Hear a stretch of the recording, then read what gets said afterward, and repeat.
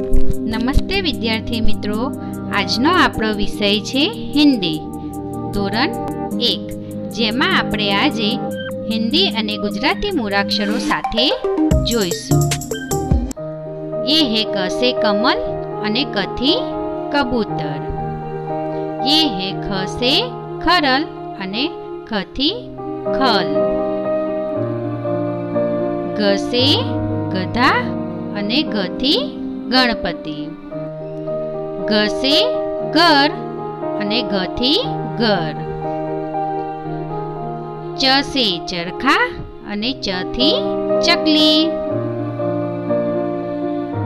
छ से छाता અને छ से छतरी.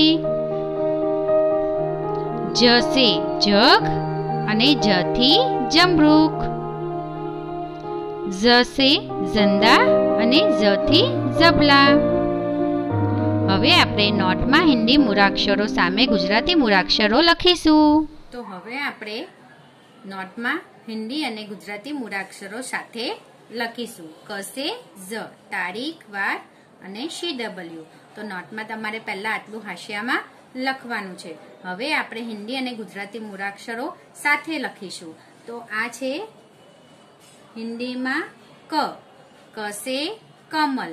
તો ગુજરાતીમાં ક કેવી રીતે લખાય? તો આવી રીતે, ક થી કબૂતર. તો તમારે અહીંયા હિન્દીની સામે અહીં ગુજરાતી મૂળાક્ષર આ રીતે લખવાનો રહેશે, બોલી બોલીને. ક से कमल, क થી કબૂતર. ક से कमल, क થી કબૂતર. એવી જ રીતે પછી ખ લખવાનો છે. ख से खरल અને ગુજરાતીમાં ખ થી ખલ. ख से खरल, ख થી खल. ख से खरल, ख થી खल. ख से खरल, ख થી खल. ख से खरल, ख થી खल. એવી જ રીતે ગ से गधा અને અહીં લખવાનું છે ગ થી ગણપતિ. ग से गधा, ग થી ગણપતિ. ग से गधा, ग થી ગણપતિ. ग से गधा, ग થી ગણપતિ. તેવી જ રીતે હવે આપણે લખવાનો છે ગ થી ઘર, એટલે કે ગ से ઘર અને ગુજરાતીમાં પણ એને ગ થી ઘર જ કહેવાય. ग से ઘર, ग થી ઘર. ग से घर, ग થી घर. ग से घर, ग થી घर. ग से घर, ग થી घर. હવે અહીં છે ચ. તો ચ से चरखा અને ચ થી ચકલી. च से चरखा, च થી ચકલી. च से चरखा, च થી ચકલી. च से चरखा, च થી ચકલી. च से चरखा, च થી ચકલી. छ से छाता अथवा छतरी पण कहेवाय. छ થી छतरी. छ से छाता, छ से छतरी.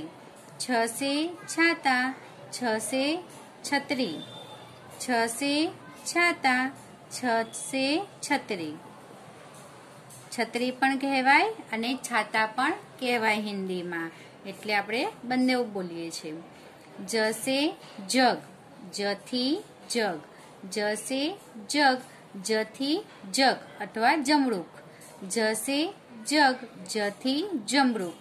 જ से જગ, જ થી જમરૂખ. જ से જગ, જ થી જમરૂખ.